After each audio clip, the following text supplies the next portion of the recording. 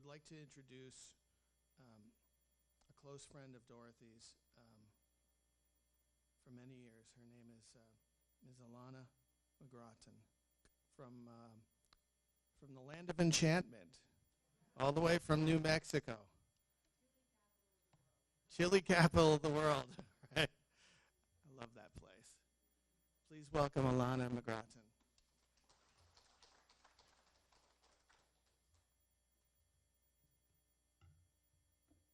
Thank you, Jack, and thank you, everyone. My perspective about Dorothy and what I wanted to share with everyone are some things you might not have ever known, because a lot of these have to do with her early years. I met Dorothy in 1968, and Diane DeAngelis, who's also with us today, and Dorothy and myself and our friend Marlene, we had a lot of fun in New York City in those years. And this is a day I've been looking forward to, but it's also a day that I regret, because this friendship that started in 1968 and unexpectedly ended in January of this year, it holds so many memories, and some of those I'd like to share with you. I've also brought some memories from Marlene Hellman, who lives in San Francisco, and her partner has some medical issues. She wasn't able to travel here. But Marlene and Dorothy went to the University of Chicago together. And Marlene told me to share that Dorothy, her mother was concerned that she wouldn't get a job. And so she made her go to stenography school. When she was at the University of Chicago, she was the recording secretary for the Civil Rights Movement group, for the anti-war movement group, and a lot of fringe people were in her circle. Now, Dorothy was not fringe. She was very conservative on very many levels, but she was the recording secretary because of her stenography. Later on in life, when she was working as a lawyer with Sherman and Sterling, and they were in the Republic of China, they had a group meeting, but there was no one there to take notes because they had no secretary that came with them from New York. So guess who was the recording secretary because of her stenography skills, but Dorothy. Woodstock. Yes, Jack, Dorothy was at Woodstock. As a matter of fact, she was stuck there for 4 days. But she was with a friend who had a very nice car and a car phone. So Dorothy called us, Marlene and I, and said, my roommate from University of Chicago, who'd actually dropped out, her name was Marty Days, is coming in from Europe, and I need you to pick her up and take care of her because she is 9 months pregnant. We picked her up. She went into labor.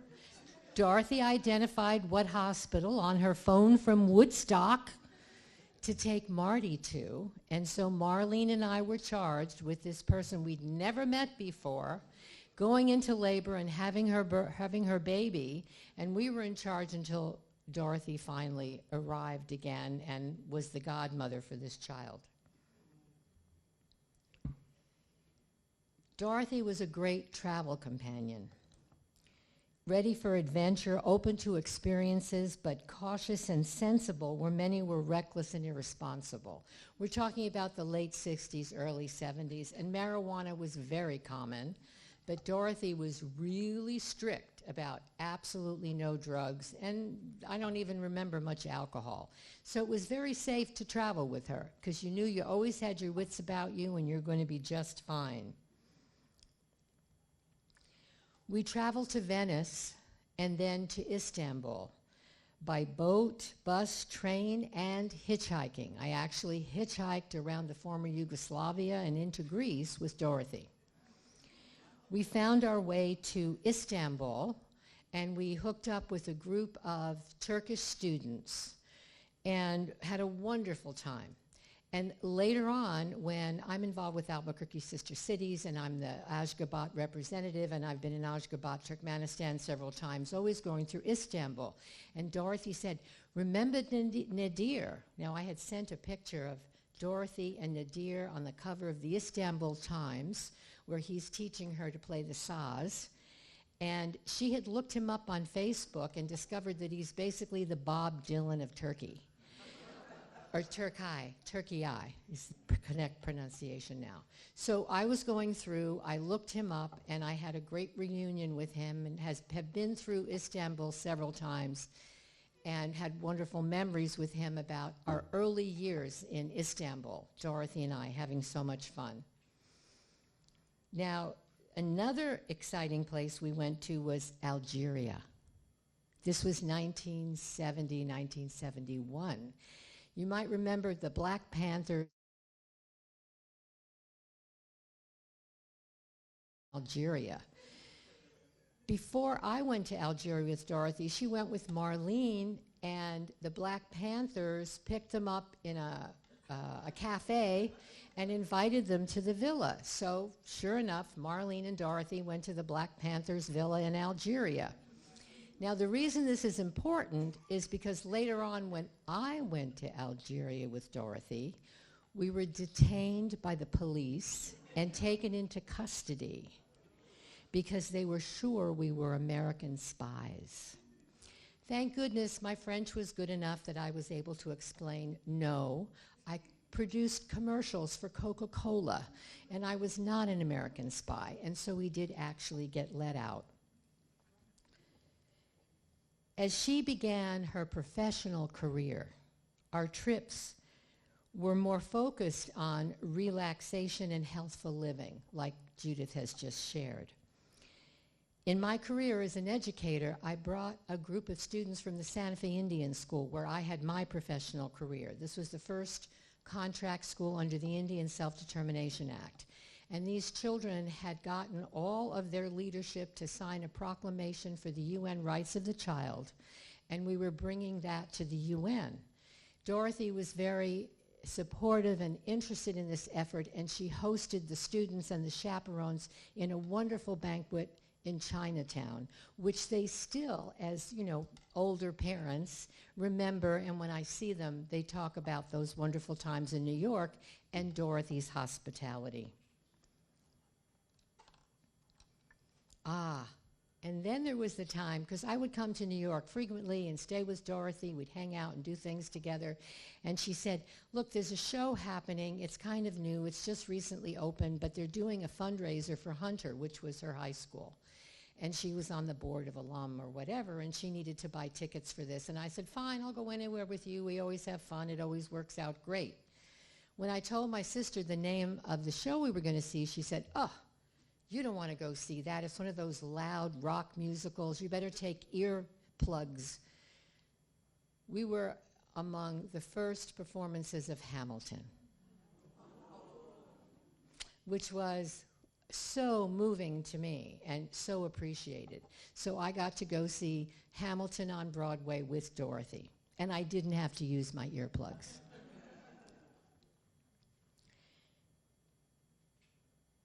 Most recently, Dorothy invited me to meet her Bermudian friends, and Kim, who's a representative, Kim Swan, will talk about his relationship with Dorothy. But Dorothy was very insistent that I go to Bermuda with her, which wasn't, I have to say, on my bucket list, but she was very insistent because she wanted me to meet these friends of hers, Kim and Cindy Swan. And so I did go. And it was absolutely true that we had so much in common. We really appreciate each other. And I really treasure that Dorothy introduced me to the Swans, and we continue our friendship to this day. Dorothy was generous, compassionate, loyal, a devoted friend, and a devoted daughter. She had lots of pets, a great variety. Of course, dogs and cats, but the occasional rabbit. An animal lover supported by Jack. She never could have had the menagerie she had without Jack. Dorothy was completely tolerant. She got along with all different kinds of people, and she appreciated each one and their uniqueness. She didn't judge, but she accepted people as they were. And I wanted to make a special shout out to Jack. You were central in her life. When she traveled with me, she had her feelers out for something to bring you and something that she hoped you would enjoy. She was so proud of you, your musical talents and your performances and your unwavering support for her and friendship and love and concern. Thank you so much, Jack, for being there for Dorothy in ways that nobody else was and for bringing us together today.